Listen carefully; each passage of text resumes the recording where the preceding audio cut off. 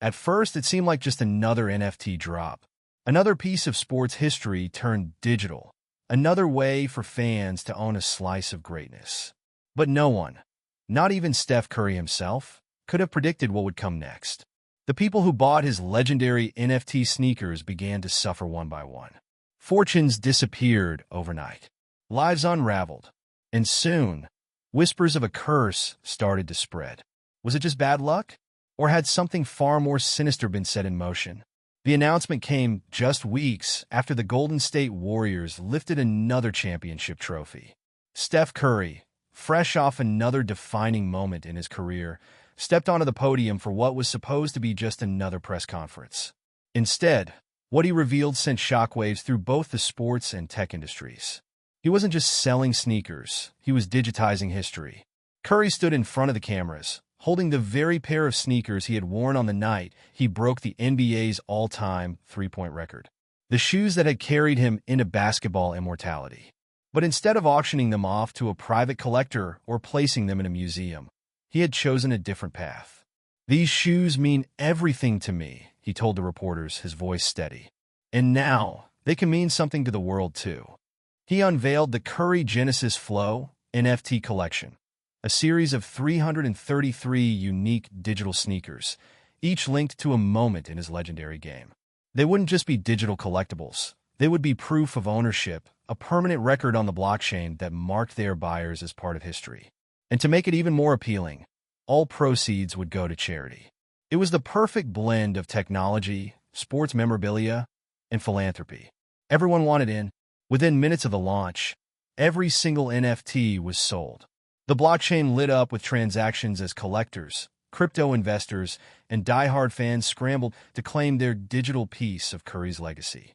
Some spent thousands, knowing that the resale value would skyrocket. Others held on to them for sentimental reasons, believing they had just bought a piece of sports history. The NFT boom was at its peak, and Curry's collection was hailed as one of the biggest athlete-driven projects in the market.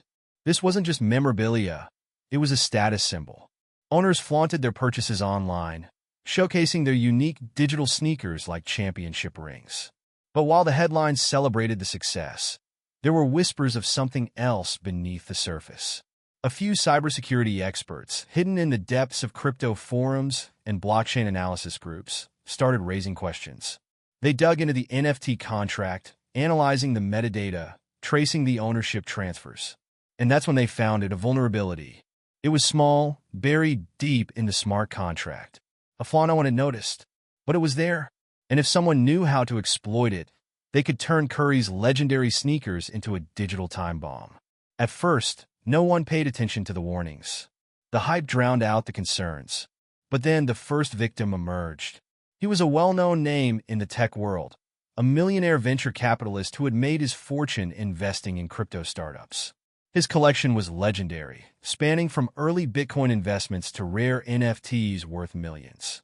And he was one of the first people to own a Curry Genesis Flow NFT.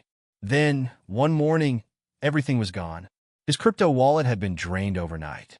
Every token, every piece of Ethereum, every high-value NFT wiped out. Everything except for one thing. The Curry NFT was still there, untouched. The blockchain showed no signs of a hack, no unusual activity, no unauthorized transfers, as if his assets had simply vanished into thin air. The news spread like wildfire across the NFT community. How could this happen? Some speculated that it was a rogue hacker. Others believed it was just a freak accident, a reminder of how volatile the crypto world could be.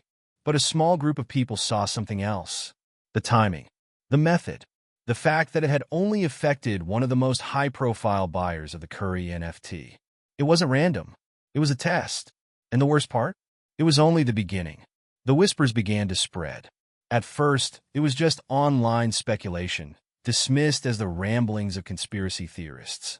People talked about bad luck, coincidences, strange happenings connected to the Curry Genesis Flow NFT collection. But as the weeks passed, the stories became harder to ignore.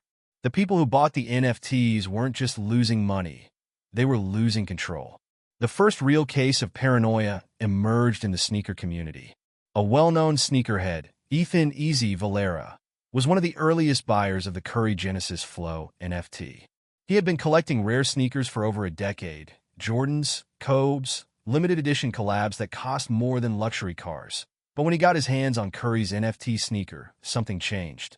At first, it was excitement. He flexed his digital ownership online, boasting that he was part of Curry's legacy. But then something shifted. He became obsessed, not with the NFT, but with finding the real pair of sneakers.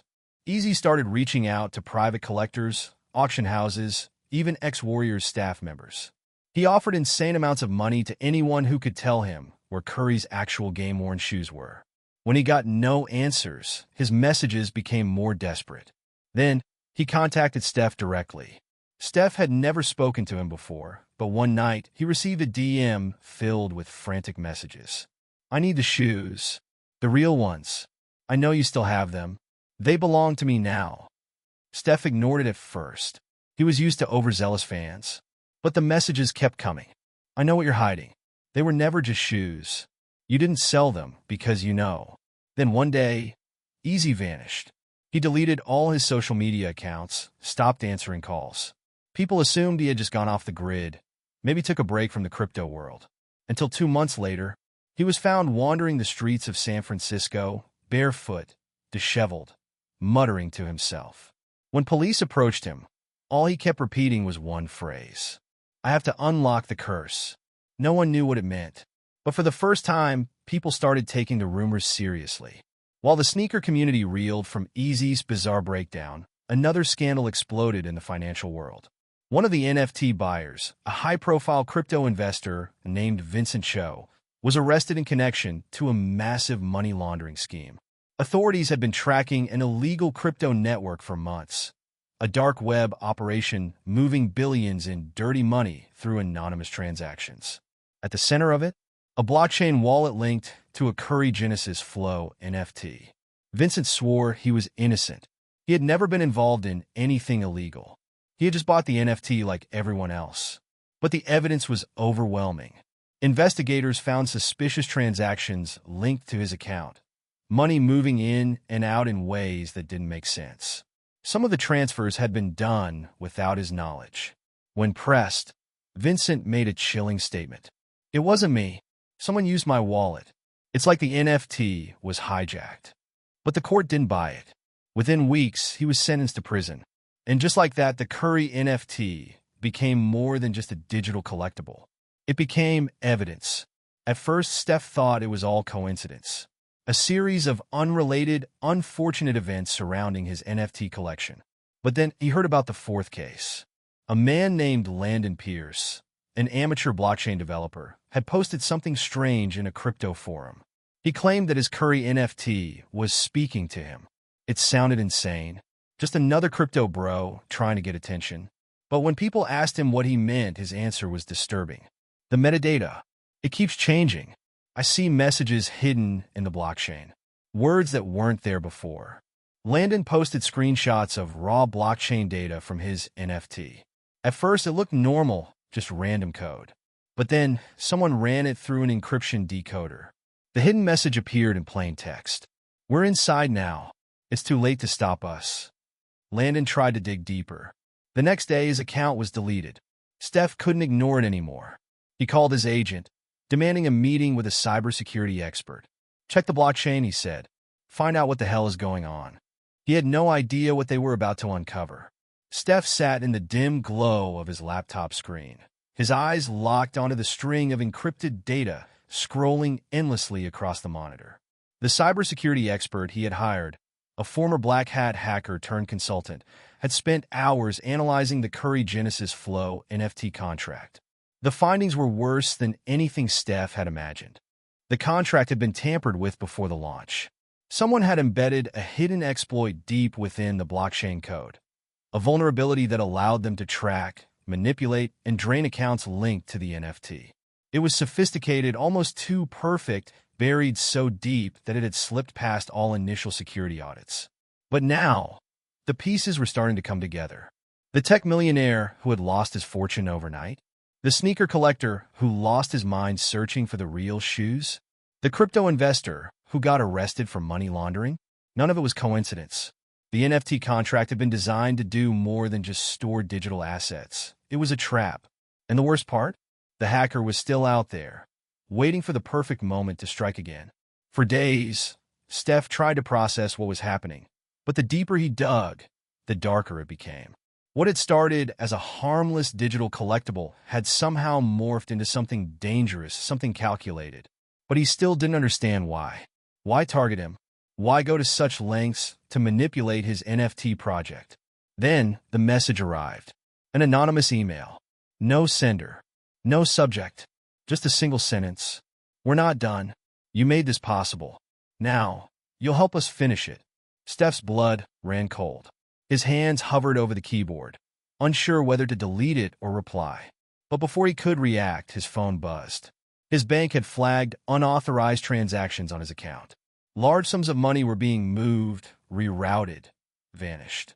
His financial team scrambled to stop it, but it was too late. Hundreds of thousands were gone in minutes. Then came another email. This isn't about money, Steph. It's about control. You built the stage. Now, we run the game. The hacker wasn't just targeting the NFT buyers anymore. They were coming for Steph himself. For the first time in his life, Steph wasn't facing an opponent he could outshoot. This wasn't a game of basketball. This was cyber warfare. And if he wanted to win, he needed the right team. He reached out to a group of ethical hackers, digital vigilantes who had exposed high-profile cybercrimes in the past. They operated in the shadows, just like the people Steph was now fighting against. It didn't take long for them to trace the source of the exploit. What they found was even bigger than Steph had imagined. This wasn't just one hacker. This was a global network of cybercriminals, using NFTs as a front for money laundering, identity theft, and financial manipulation. They had been setting up similar schemes across different industries, and Steph's NFT project had been the perfect test subject. High-profile, mainstream, tied to a recognizable name that would deflect suspicion. Steph had unknowingly given them the biggest stage in sports and crypto to run their operation. But now, he was going to tear it all down. The ethical hackers worked fast, tracking the digital footprints left behind in the NFT's smart contract. Every transaction, every exploit, every stolen cent had a trail. The deeper they went, the more the pieces started to connect. Bank accounts in offshore locations, shell companies tied to anonymous wallets, even encrypted communications revealing more upcoming NFT scams. And then they found the central hub, a series of servers hidden behind multiple layers of encryption, controlling every aspect of the scheme. They weren't just stealing money.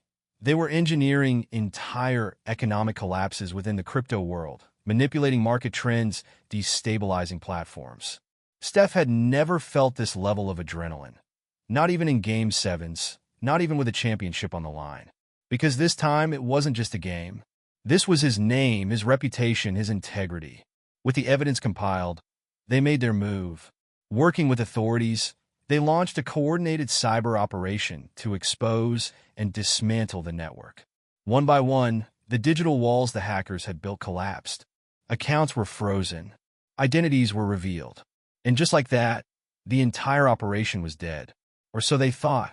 As the final reports came in, as the authorities began locking down assets and arresting those behind the scheme, Steph received one last email. It was short, a single line. You stopped one game, but we're still playing.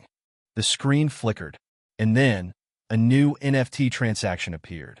Someone was still buying and selling Curry's cursed sneakers.